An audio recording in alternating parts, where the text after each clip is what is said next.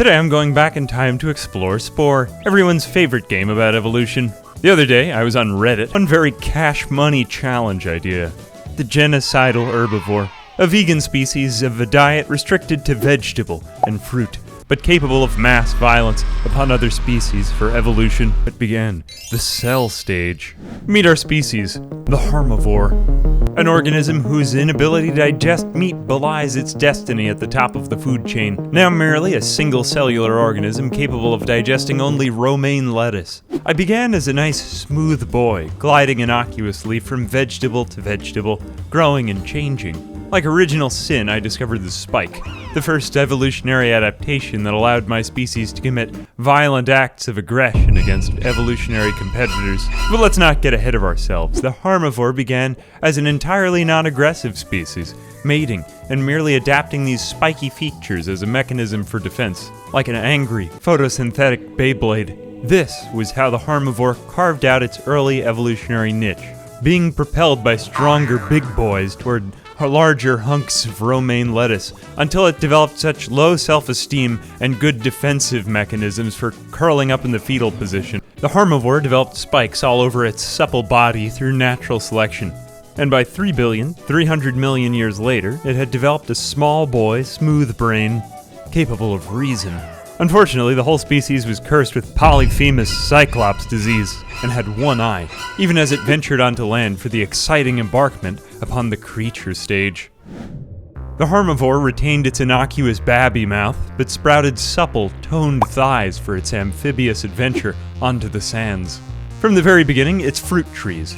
But honestly, the Herbivore's cell stage looks cute in comparison to the nightmarish, horrifying abomination that resembles Kimimaro from Naruto. With that in mind, it's not long before our anime montage of training begins. And our protagonist, the Herbivore, develops mean, downward slanting eyes to demonstrate that we really mean business.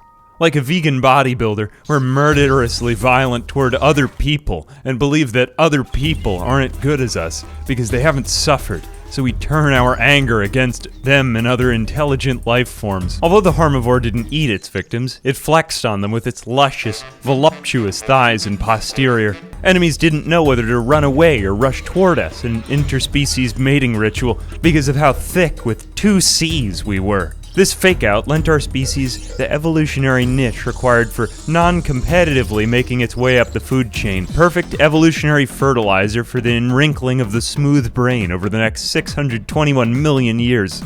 To compete with the bigger gym bros using artificially enhanced dietary supplements, we evolved the last of our physical features to let other species know that not only were we vegan, but we were also much better than everyone, capable of growing beards and mustaches that were literally grass, moose antlers to show that we had become one with the natural kingdom, and hook claws to naturally help us deadlift barbells greater than our body weight, while still retaining excellent form and uprightness in the lumbar spine. The Herbivore developed the ability to hunt in packs, downing greater, larger predators, and ultimately donned tools, weapons, and armor, including knee pads, butt pads, a stupid-looking helmet, and a silly mask that, honestly, the mask wasn't very effective, but ignore that for now.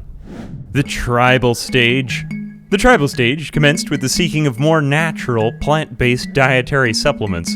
Our ethical quest of destiny began with the hunting down of swole unicorn boys, distracted by their run-in with a giant monster, an epic kindivore, attacking their camp.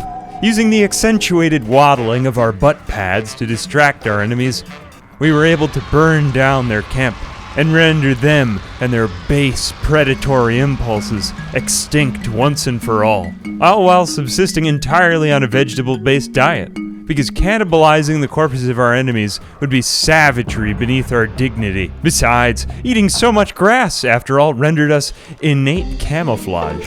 What I'm trying to say is, by eating the grass, we use this new advantage to surprise and burn down the Pink Village. They never saw it coming. We continued conquering other tribes and even invented our own culture, taking part in rituals that sometimes even I didn't expect, like the mariachi dance of veganism. The next invention in our technology was the throwing spear, a classic vegan accoutrement. Not only did we not consume animal products, but we also maimed our own flesh in a sign of solidarity for the helpless animals around us. Our enemies, on the other hand, were unable to withstand the pain of being impaled with 5 spears at once and succumbed to the bleeding. All it showed was that they lacked in the hefty, resilient amount of butt meat required for withstanding that level of pain. It was our genetic destiny to defend the weak. These other species simply wouldn't fit into our new world order of radical, aggressive veganism. So they fell.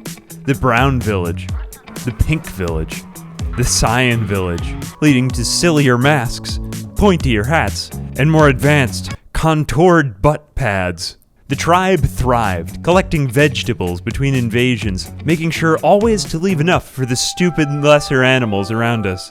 It concluded with the green village and the purple village. But at this time, civilization took a new turn. Someone said, "Vegan anarchist bookstore," and suddenly, all began cheering. Rather than a tribe, our civilization had a new hub.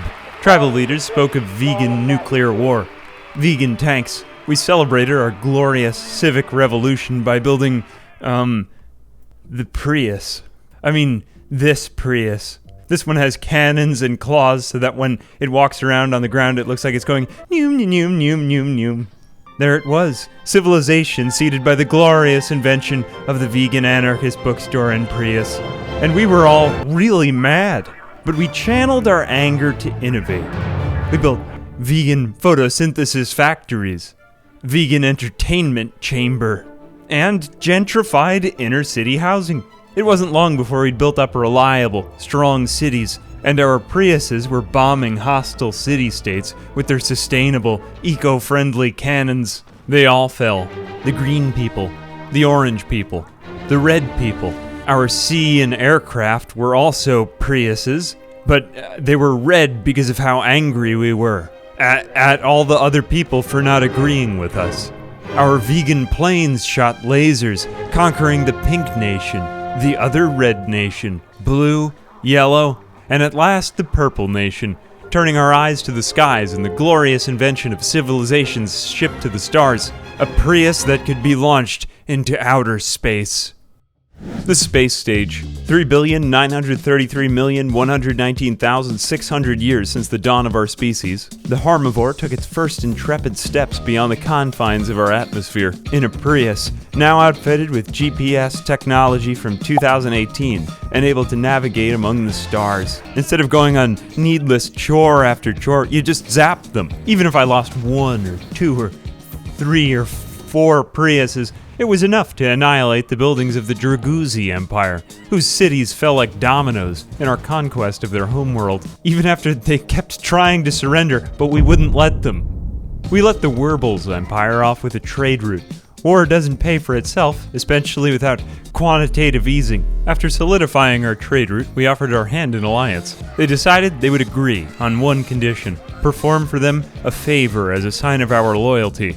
We agreed, but as luck would have it, agreeing to do the favor was enough to make them like us enough so that they just agreed to the alliance anyway. We used this against the Algernon Empire, against whom we kept declaring war, bombing their cities, then apologizing for bombing their cities by sending them money. This made them completely okay with this. Then we declared war again, bombed their cities again, and sent them more money. They kept agreeing to this until we had annihilated their planet. It's just not fun. I bombed and lied to so many aliens that when I got to the Groks, who control the entire center of the galaxy, with just one colony on every single star system, it's like, how is anyone supposed to conquer these people? Just a sea of red. Even with every single ship upgrade, I couldn't stem the tide. One good arm of the spiral galaxy we had conquered. Satisfactory performance in my opinion.